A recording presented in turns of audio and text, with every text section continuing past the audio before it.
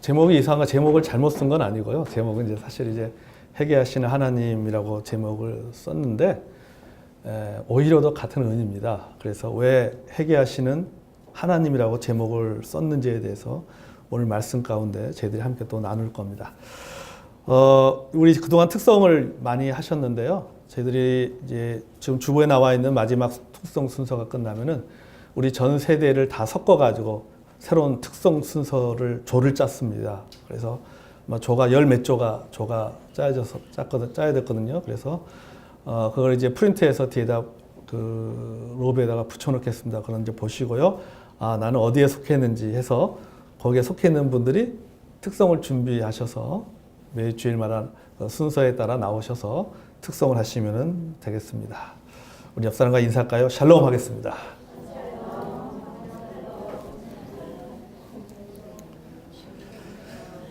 자, 이 시간에 우리 기도하겠습니다. 하나님 아버지, 오늘 참 이렇게 감사합니다. 오늘 하나님 앞에 나와 예배드릴 수 있는 그냥 귀한 또 축복을 주시고 또 우리 중3 학생들 하나님 앞에 나와 찬양으로 영광 돌리며 또 하나님 앞에 감사를 표현할 수 있는 시간 주신 것 감사합니다. 이들의 생애가 하나님과 동행함을 통하여서 어딜 가든지 형통하고 이 땅에 하나님의 나라와 하나님의 공의를 이루며 또 하나님께 기쁨이 되고 또 부모들에게도 기쁨이 되고 교회도 큰 영광이 되어지는 귀한 믿음의 자녀들로 성장할 수 있도록 하나님 도와주시옵소서. 고등학교 올라가서도 믿음의 친구들을 만나고 좋은 선생님을 만나고 또 좋은 면학 분위기 가운데 자신의 꿈들을 또 학문을 통해서 키워나가고 배워나갈 수 있도록 하나님 도와주시옵소서. 오늘 말씀 가운데 함께하여 주시고 말씀을 통해서 우리가 하나님의 그 사랑에 대해서 다시 한번 이 말씀을 통해서 저희들이 발견하고 우리의 마음을 다시 한번 또 결심하면서 하나님 앞에 영광 돌리는 이 시간이 되게 도와주시옵소서. 예수님의 이름으로 기도합나이다. 아멘. 어느 날 하나님께서 호세아 선지자를 불렀습니다. 불러서 뭐라고 말씀하셨냐면 장가가라 그랬어요. 그리고는 하나님께서 신부감도 정해주셨습니다. 그런데 문제는 뭐냐면은 이 신부의 직업이 뭐냐면은 창녀입니다. 이름은 고시입니다. 그죠? 고멜. 호세아 선지자는 이 하나님 말씀에 순종하여서 고멜에게 청혼을 합니다. 둘은 부부가 되었습니다. 결혼을 하고 함께 살게 되는데 이 고멜은 오랫동안 본인이 창녀 생활을 하다 보니까는 그런 그 음란한 그 습성들이 몸에 배어져 있었습니다. 그래서 그걸 버리지 못하고 집을 나가서 다른 남자를 만납니다. 그럼 호세아 선지자가 다시 또 물어물어 찾아가지고 다시 집으로 데리고 들어옵니다. 집으로 데리고 들어왔 동안 또 한동안 또 잘 살다가 다시 또 밖으로 나갑니다. 그러면 다시 호세아 선지자가 나가가지고 또 이렇게 데리고 들어옵니다. 심지어는 나중에는 그 자신의 그 아내와 어떤 관계가 있는 그런 남자를 찾아가서 그 남자에게 먹을 것까지 챙겨주는 그런 역할을 하게 됩니다. 우리가 볼 때는 이 호세아 선지자의 행동이 이해가 되지 않습니다. 특별히 호세아서에 보면은 이런 내용들이 잘 나와 있죠. 이 호세아서에 나와 있는 호세아 선지자의 모습, 그리고 호세아 선지자에게 명령하시는 하나님의 그 마음, 또 하나님의 명령, 그리고 그럼에도 불구하고 여전히 뻔뻔스럽게 살아가는 고멜의 모습을 통해서 우리는 무엇을 느낄 수 있습니까? 우리는 하나님의 사랑을 우리가 보게 된다라고 하는 것입니다. 자, 여러분, 이게 누구의 얘기입니까? 호세아 선지자와 고멜의 이야기가 누구의 얘기입니까? 끊임없이 배신하고 아쉬우면 돌아서는 이스라엘 백성들, 그럼에도 불구하고 끝까지 포기하지 않으시고 끝까지 사랑하시는 하나님의 사랑의 이야기입니다. 그래서 저는 호세아서를 볼 때마다 저는 하나님 앞에 이런 질문을 하고 싶습니다. 하나님, 당신은 속도 없습니까? 하나님, 당신은 배알도 없습니까? 오늘 본문도 마찬가지예요. 오늘 본문도 보면은 화장실 들어갈 때 나오고 들어갈 때와 나올 때 다른 것을 보게 됩니다. 아쉬우면 하나님 찾고 배부르고 등 따뜻하면 하나님을 버리는 이스라엘 백성들을 포기하지 않고, 아니 어쩌면은 이 본문의 말씀을 보면 알겠지만 여러분들, 이 하나님이 이스라엘 백성들에게 속을 줄 알고 그들이 또다시 배신할 줄 알고 있음에도 불구하고 찾아오면 받아주고 부르짖으면 응답하시는 하나님의 신실하신 사랑의 이야기가 오늘 본문의 내용인 것입니다. 저는 오늘 본문을 보면서요, 오늘 본문의 내용 중에 마음에 가장 다가오는 단어가 있었어요. 그 본문의 말씀을 쭉 읽으면서 묵상하면서 제 눈에 확 들어온 단어가 있었는데, 그것은 바로 뭐냐면 오히려라고 하는 단어예요. 오히려. 여러분, 우리 사전에 보면요, 오히려라고 하는 단어를 찾아보면 이렇게 정의합니다. 일반적인 기준이나 예상, 짐작, 기대와는 전혀 반대되거나 다르게 나타나는 반응. 이 반응을 표현할 때 바로 오히려라고 하는 부사를 사용을 합니다. 여기서 부사는 사과의 종류가 아닙니다. 조선시대 관직도 아닙니다. 문법의 종류입니다. 죄송합니다. 아침 썰렁하게 해서. 그 문법의 한 종류예요. 그러니까 전혀 예상했던 것과 다른 반응을 보이는 것. 그래서 전혀 다른 반응을 보이는 이것을 표현할 때, 그 단어로 표현할 때 오히려라고 하는 단어를 사용한다라고 하는 것이죠. 여러분의 성경에 보면 이런 경우들이 얼마나 많습니까? 눈에는 눈, 이에는 이라고 얘기하지만은 그게 정상적인데, 성경은 오히려 뭐랍니까? 원수를 사랑하라 했잖아요.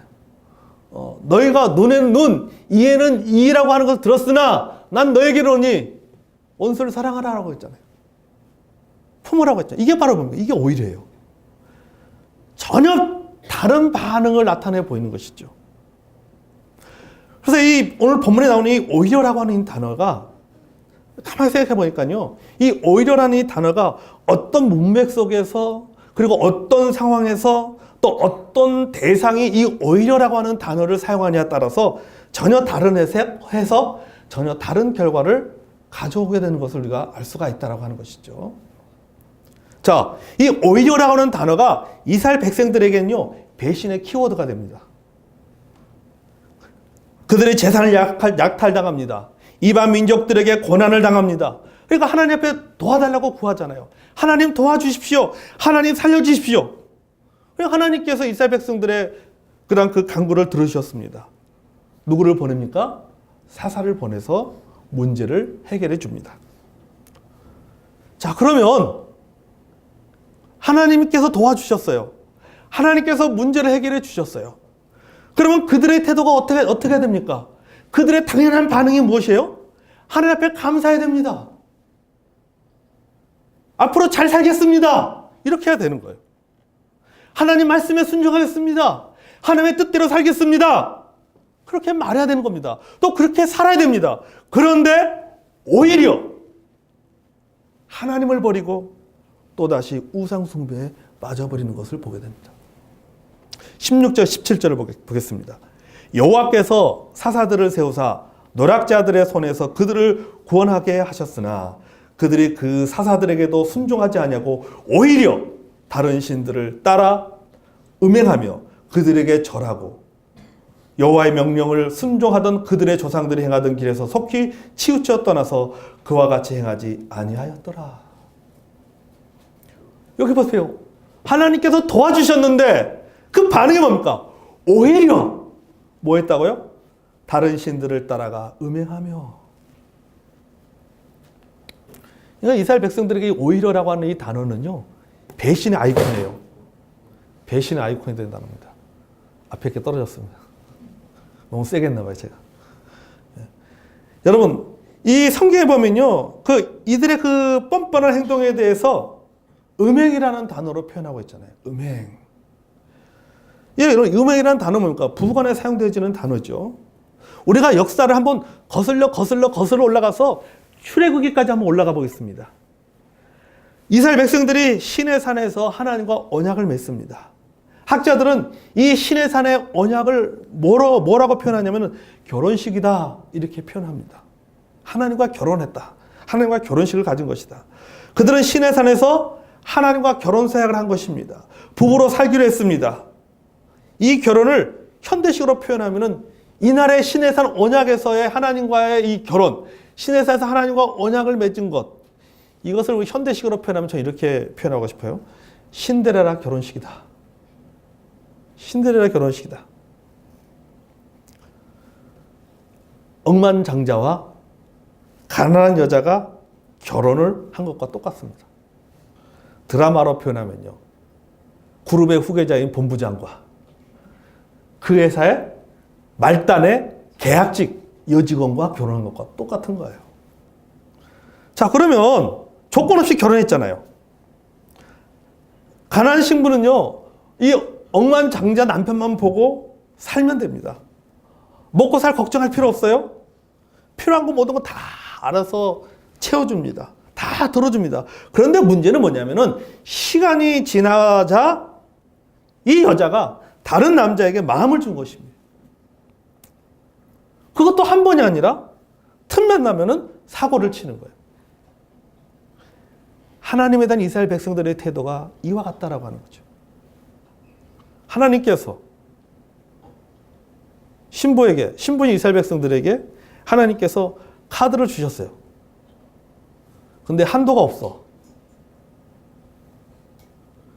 일단 카드를 줬는데 이 카드를 가지고 집 나가서 자신의 탐욕과 자신의 욕심을 채우는 일에 사용을 합니다.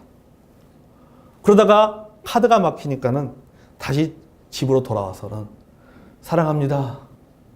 잘할게요. 그러니 카드 좀 풀어주세요. 그러니까 하나 또 풀어주는 거예요. 풀어주니까는 또다시 그 카드 가지고 뭐 하는 거예요? 헛된 짓 하고 돌아다니는 거죠. 자, 이런 이스라엘의 태도를 잘 표현하는 몇 가지 단어가 본문 속에 있어요.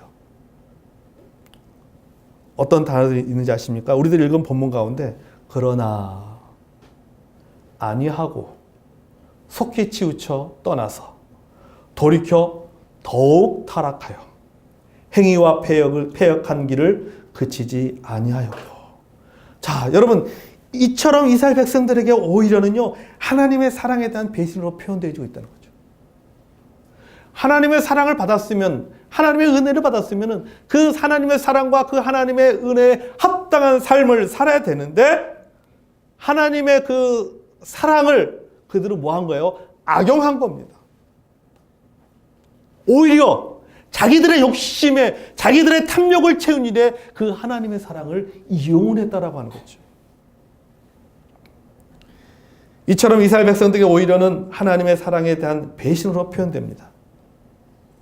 그러면 하나님에게 오히려라고 하는 단어는 어떤 의미를 갖고 있는가라고 하는 거죠. 하나님은 달랐습니다. 하나님은 오히려 어떻게 사용하고 있습니까?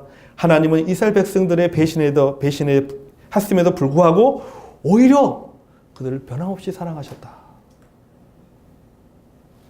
그러니까 하나님에게 오히려라고 하는 단어는 뭡니까? 신실한 사랑의 키워드예요.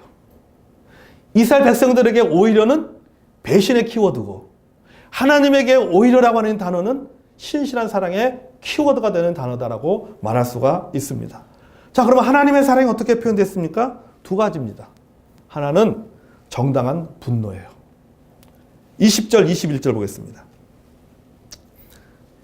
여호와께서 이스라엘에게 진노하여 이르시되 이 백성이 내가 그들의 조상들에게 명령한 언약을 어기고 나의 목소리를 순종하지 아니하였은즉 나도 여호수아가 죽을 때 남겨둔 이방 민족들을 다시는 그들 앞에서 하나도 쫓아내지 아니하리니. 오늘 본문의 말씀 보면은 여호와께서 이스라엘에게 진노하셨다라고 말씀하고, 하나님이 진노하신 것입니다.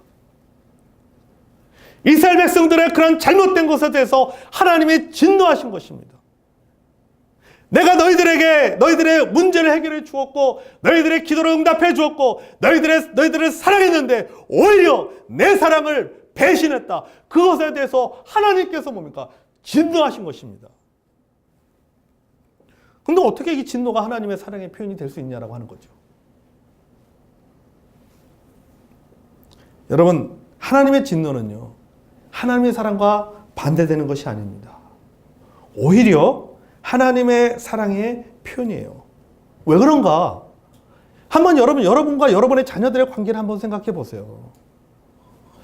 자녀들이 잘못했을 때 가만히 보고 있는 부모가 누가 있습니까? 애들이 잘못하면 화나잖아요. 화 안 납니까? 화나잖아요. 열받잖아요. 핸드폰 사달라 그래서 핸드폰 사줬더니 핸드폰 가지고 그냥 밥 먹을 때도 문자 보내고 계속 공부를 안 하고 핸드폰만 하면 뭐합니까? 그거 보고 있으면. 열받잖아요. 화난단 말이죠. 공부한다고 해서 컴퓨터 사줬더니 컴퓨터 가지고 공부는 하지 않고 밤낮 게임만 하고 그거 보고 있으면 뭐합니까? 화난단 말이죠. 혼을 냅니다. 꾸짖습니다. 왜 꾸져요? 왜 꾸짖어요? 왜 화를 냅니까? 왜 혼을 냅니까? 미워서요? 싫어서요? 아무런 관계가 없어서요? 아니잖아요. 왜 혼내요? 사랑하기 때문이잖아요. 사랑하기 때문에 화를 내는 겁니다. 사랑하지 않으면 관심이 없으면요 화낼 필요가 없어요. 네가 뭘 하든 신경 안 쓰는 거죠. 근데 관심이 있기 때문에 사랑하기 때문에 화를 내는 겁니다. 왜? 사랑하기 때문에 내 자녀이기 때문에 화를 내는 거예요. 여러분, 하나님의 분노도 마찬가지입니다. 아멘. 하나님은 하나님의 백성을 사랑하십니다. 하나님의 백성들과의 관계를 소중하게 여기시기 때문에 하나님의 백성들이 하나님을 떠나서 잘못된 길을 가고 있을 때, 우상을 섬기고 있을 때 하나님은 정당하게 분노로 반응하신다는 사실입니다. 왜요? 내 자녀이기 때문이죠. 내 자녀이기 때문에. 신의 산에서 언약을 맺은 내 자녀고 영적으로 나의 신부이기 때문에 그가 잘못된 길을 갔을 때 화를 내는 겁니다. 뭐 하기 위해서? 돌아오도록 하기 위해서. 여러분, 하나님의 분노는 사랑의 분노입니다. 그리고 용서하기 위한 분노인 것입니다. 그러니까 하나님이 우리에게 이렇게 말씀하시는 거예요. 야 이놈아! 정신 좀 차려! 이렇게 말씀합니다. 이놈만 해야 되겠죠, 그렇죠? 네. 정신 좀 차려! 이렇게 말씀하는 거예요. 왜? 우리를 사랑하기 때문에. 그래서 하나님께서 이스라엘 백성들에게 말씀하는 거예요. 야, 너희들 정신 좀 차려, 정신 좀. 언제까지 그렇게 살 거야? 너희들이 어려움을 겪었을 때 내가 그 문제를 해결해 주었잖아. 그러면 정신을 차려야지. 다시는 그 어려움을 겪지 않도록 잘 살아야지. 그런데 왜 이 모양으로 또 옛날로 돌아가서 그렇게 살아? 하나님이 이스라엘 백성들에게 그렇게 말씀하시는 거예요. 그리고 하나님께서 우리에게도 그렇게 말씀하는 거예요. 하나님께서도 우리에게 그렇게 분노하시는 겁니다. 때로는 그 분노의 방법이 인내하면서 참아주는 그런 분노가 될 수도 있고, 때로는 우리를 향한 하나님의 그 사랑의 분노가 우리에게 고난이라고 하는 것을, 어려움을 통해서 다시금 그것을 깨닫도록 하기 위해서 우리에게 어려움을 주기도 한다라고 하는 사실입니다. 아멘. 하나님은 이스라엘 백성들을 사랑하셨기 때문에 그 사랑의 표현으로 그들에게 분노하신 것입니다. 자, 하나님의 사랑이 어떻게 표현되고 있습니까? 두 가지죠. 하나는 정당한 분노입니다. 또 한 가지는 응답입니다. 응답. 이스라엘 백성들이 어려울 때마다 이스라엘 백성들이 배고프고 춥고 아쉬움이 생길 때는 이스라엘 백성들이 뭐 하는 거예요? 하나님 앞에 도움을 구하잖아요. 하나님 배고파요. 하나님 추워요. 하나님 좀 도와주세요. 하나님 이 문제 좀 해결해 주세요. 하나님 이방 민족들이 우리를 괴롭히고 있습니다. 하나님 좀 이들을 좀 물려쳐 주세요. 우리들이 시큰 고생해서 우리들이 수확을 했는데 그 수확물을 다 약탈당하고 있습니다. 하나님 좀 해결해 주세요. 도와주세요. 막아주세요. 하나님 앞에 도움을 구합니다. 자, 여러분 18절 보겠습니다. 자, 18절 같이 한번 18절 읽어보겠습니다. 시작. 여호와께서 그들을 위하여 사사들을 세울 때 그 사사와 함께 하셨고 그 사사가 사는 날 동안에는 여호와께서 그들을 대적의 손에서 구원하셨으니 이는 그들이 대적에게 압박과 괴롭게 함을 받아 슬피 부르짖음으로 여호와께서 뜻을 돌이켰을 것이거늘. 아멘. 자, 그들이 대적에게 압박과 괴롭게 함을 받아 슬피 부르짖음으로. 자, 그들이 어려움을 겪으니까 이스라엘 백성들이 뭐 한 거예요? 슬피 부르짖었다라고 말하고 있습니다. 여러분, 우리가 이것을요, 우리 한글 성경의 번역의 문자 그대로 보면요, 그들이 슬피 부르짖은 것이 마치 하나님 앞에 회개한 것처럼 보일 수 있습니다. 근데 아니에요. 그들이 회개한 게 아닙니다. 슬피 부르짖었다는 것이. 이스라엘 백성들이 회개하였고 하나님께서 이스라엘 백성들의 회개로 인해서 그 마음을 바꾸신 것처럼 보이지만은 그게 아니에요. 여기 슬피 부르짖다라고 번역된 히브리어 단어는요, 회개와는 전혀 관계가 없는 단어입니다. 히브리어로 느아카라고 하는 단어, 느아카. 우리말로 번역하면 고통소리입니다. 신음소리라는 단어예요. 이 슬프게 부르짖는 소리를 느아카라고 히브리어는 표현을 합니다. 그러니까 이스라엘 백성들이 뭐 적극적인 회개의 부르짖음이 아니다라고 하는 거죠. 하나님, 저희들이 잘못했습니다. 용서해 주세요. 도와주세요. 저희들이 우상 숭배를 한 거 저희들이 잘못했습니다. 회개합니다. 저희들 용서해 주십시오. 이런 의미의 느아카, 이런 의미의 슬피 부르짖는 그런 회개의 기도가 아니에요. 자신이 당하는 고통 속에서 절로 나오는 시름소리예요. 우리 식으로 말하면 뭐합니까? 아이고 죽겠다. 이거예요, 이거. 아이고 죽겠다. 힘들다. 아이고 먹고 살기 힘드네. 아이고 세상 살기 참 힘드네. 한숨 쉬는 거예요. 한숨 쉬는 거예요. 한숨 푹 쉬는 게 히브리어는 느아카라고 하는 단어고, 이 단어가 우리말 성경으로 번역되는 슬피 부르짖다라고 번역이 된 겁니다. 여러분 보세요. 여러분 한숨 쉬는 게 회개예요? 아이고 좋겠다. 아이고 좋겠다. 왜 이렇게 사는 게 힘들어? 왜 하나님 나에게 이런 어려움을 줘? 한숨 쉬고 불평하고 원망하고 한탄하는 것. 여러분, 이게 회개예요? 여러분 회개기도 여러분 우리가 그렇게 합니까? 여러분 살면서 한숨 많이 쉬잖아요. 돈 없어서 한숨 쉬고, 몸 아파서 한숨 쉬고, 가족들이 어려움을 줘서 한숨 쉬고, 사람들과의 관계 때문에 한숨 쉬고, 이런저런 일로 한숨 쉬잖아요. 고통스럽다고 표현하잖아요. 죽겠다라고 얘기하잖아요. 이런 이스라엘의 신음소리를 하나님은 차마 외면하지 못하고 그들을 구원하신 겁니다. 아멘. 여러분, 여기 하나님의 사랑이 있는 거예요. 그들이 회개했기 때문에 하나님께서 사사를 보내주신 것이 아니다라고 하는 겁니다. 그들이 너무나도 힘들고 너무나도 고통스러워하기 때문에 그들의 태도와 상관없이 하나님께서 사사를 보내주신 거예요. 여러분, 우리가 자녀들을 보세요. 자녀들이 잘못을 했어요. 애들이 잘못해서 어렸을 때 애들이 잘못하면은 뭐 보통 이제 체벌을 가하잖아요. 저기 가서 벽 보고 손 들고, 벽 보고 무릎 꿇고 손 들고 서 있어. 그렇게 하죠? 그 아이들 무릎 꿇고 손을 딱 들고 있죠. 근데 문제가 뭐예요? 좀 시간이 지나면서 끙끙거리기 시작해요. 그죠? 끙끙거리기 시작합니다. 이런단 말이죠.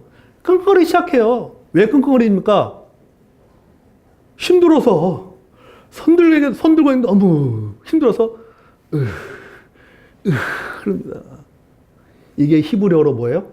느아카예요. 이게 느아카예요. 아휴, 여러분, 애들이 무릎 꿇고 손 들고 서 있으면서 이게 여러분 회개예요? 이게 회개하는 겁니까? 엄마 잘못했어, 용서해 주세요. 이 말이에요? 아니에요. 자기 힘들어서 나오는 소리지. 자기 힘들어서 그런 거, 힘들어가지고. 자, 부모의 입장에서요, 아이가요, 손 들고 서 있으면서 끙끙거리면요, 어떤 생각이 드십니까?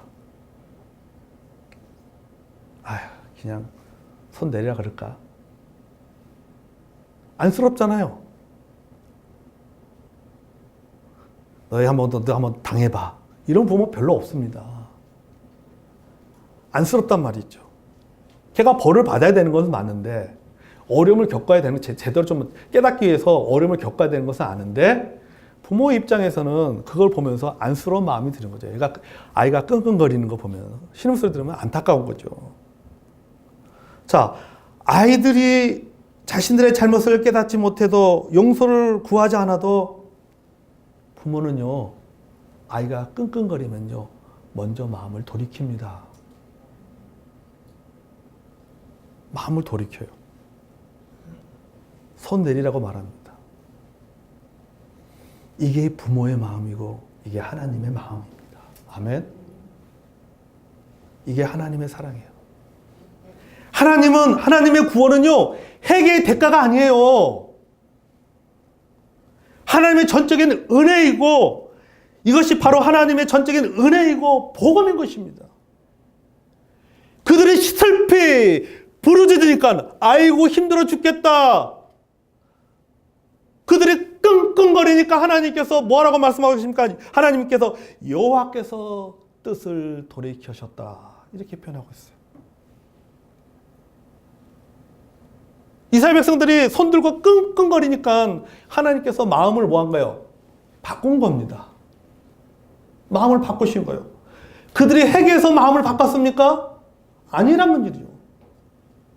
하도 끙끙거리니까, 하도 힘들어하니까 마음을 바꾸신 거예요.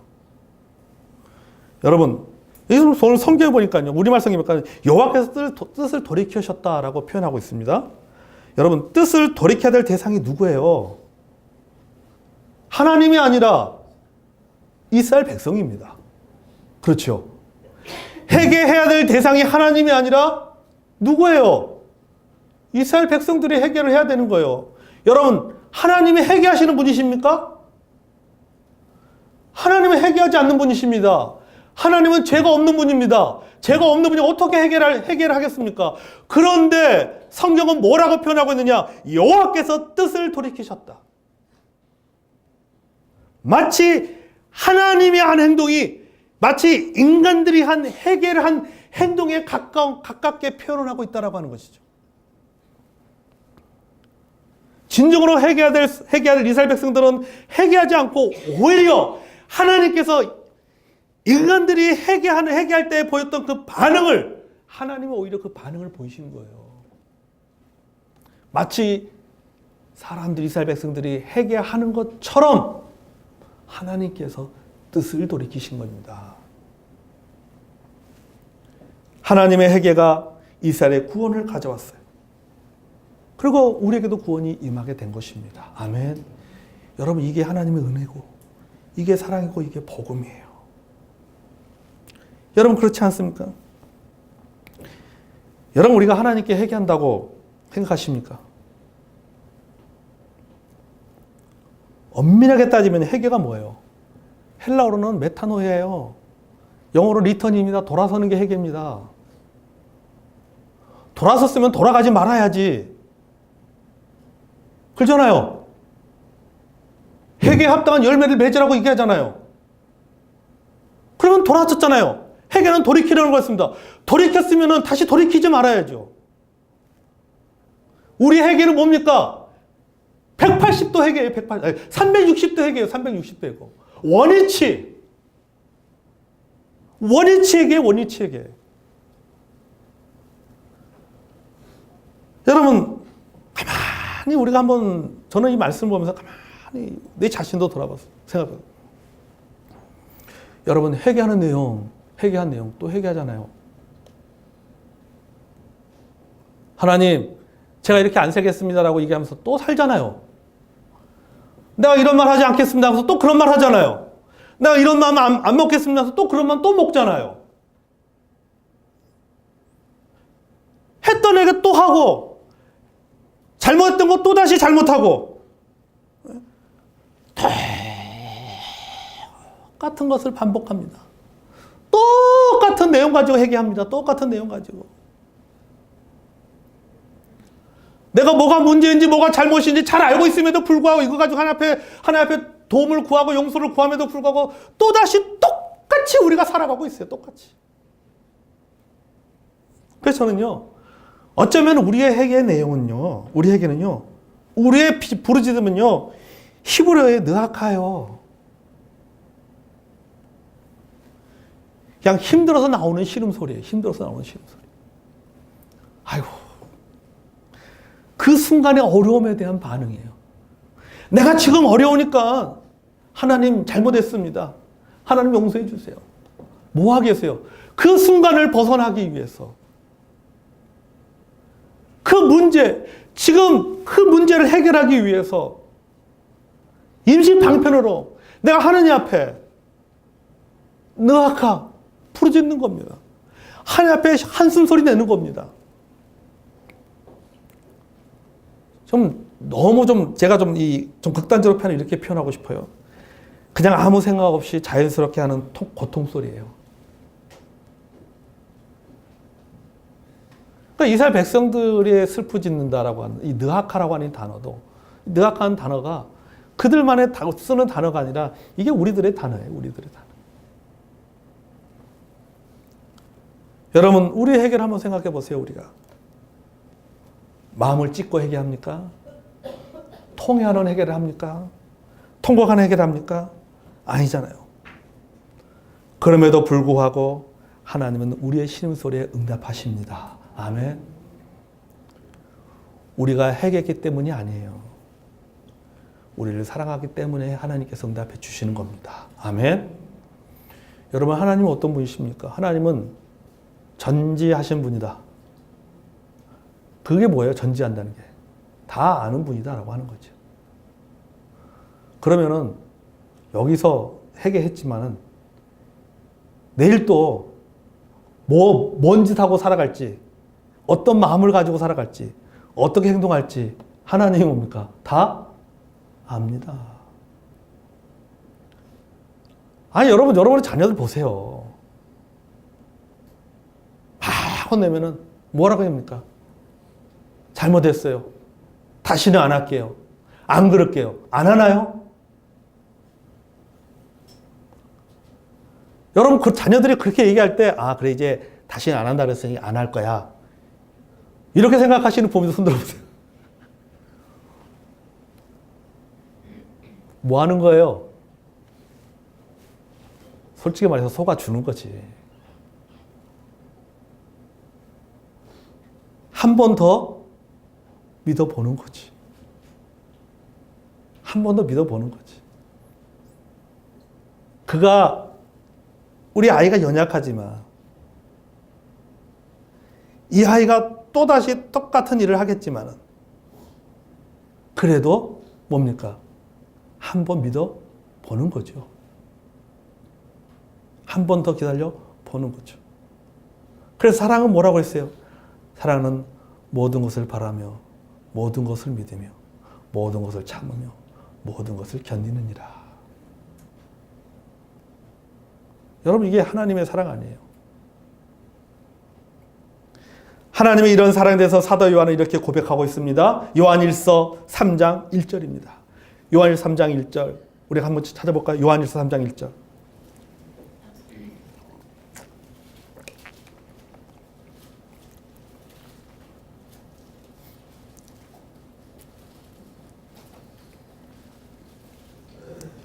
요한일서 3장 1절. 자, 읽어보겠습니다. 자, 시작. 보라, 아버지께서 어떠한 사랑을 우리에게 주사 하나님의 자녀라 일컬음을 얻게 하셨는고 우리가 그러하로다. 자, 여기 보십시오.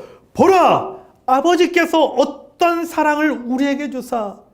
아버지의 그 사랑의 어떤 사랑인지, 얼마나 위대한 사랑인지에 대해서 지금 사도 요한이 감격하고 있습니다. 그런데 이 하나님의 사랑을 정의하거나 설명하지 않고 있어요. 그가 말하는 것은 하나입니다. 보라! 하나님의 사랑이 어떠한 사랑을 우리에게 주사. 아버지가 나에게 어떠한 사랑을 줬는지. 보라! 난 이거 설명할 수가 없다. 내 언어로는, 나의 어떤 수준을 이 하나님의 사랑을 내가 설명할 수 없으니까 여러분들이 한번 경험해 보십시오. 이 말이에요. 사도 요한이 할 수 있는 것은 한 가지밖에 없어요. 하나님의 사랑에 감격하고 감사하는 길밖에 없습니다. 하나님의 사랑은 이러이렇다 라고 정의를 할 수가 없다라고 하는 겁니다. 나는 정의할 수가 없습니다. 그건 너무나도 놀랍기 때문에, 너무나도 크기 때문에 당신이 경험해 보십시오. 이 말이에요. 당신이 경험해 보십시오. 여러분, 하나님의 선의를, 하나님의 사랑을 오히려 악용하고 필요할 때만 사랑하고 필요할 때만 순종하는 우리들을 포기하지 않고 오히려 사랑하고 품으시고 우리들의 회개의 소리가 아니라 우리들의 그 신음소리에 응답하시고 해결해 주시는 하나님의 놀라운 사랑, 놀라운 은혜의 이야기, 그게 오늘 본문의 이야기고 그것이 바로 사사기의 이야기인 것입니다. 그래서 여러분, 우리는 하나님의 은혜로 살아가는 겁니다. 아멘. 하나님의 은혜 때문에 하나님께서 우리의 기도를 들어주시는 겁니다. 우리가 해결을 잘해서, 우리가 잘못을 잘 뉘우쳐서, 천만의 말씀이요. 잘못을 잘 뉘우쳤으면 다시는 그 잘못을 하지 말아야죠. 또 하잖아요. 하나님의 은혜가, 하나님의 은혜로 인해서 우리의 죄가 용서받는 겁니다. 아멘. 하나님의 은혜로 인해서 우리의 반복되는 잘못들이 용서받는 겁니다. 하나님이 몰라서 속는 것이 아니라 하나님이 알고도 속는 겁니다. 알고도 들어주신 겁니다. 왜? 우리를 사랑하시기 때문입니다. 아멘.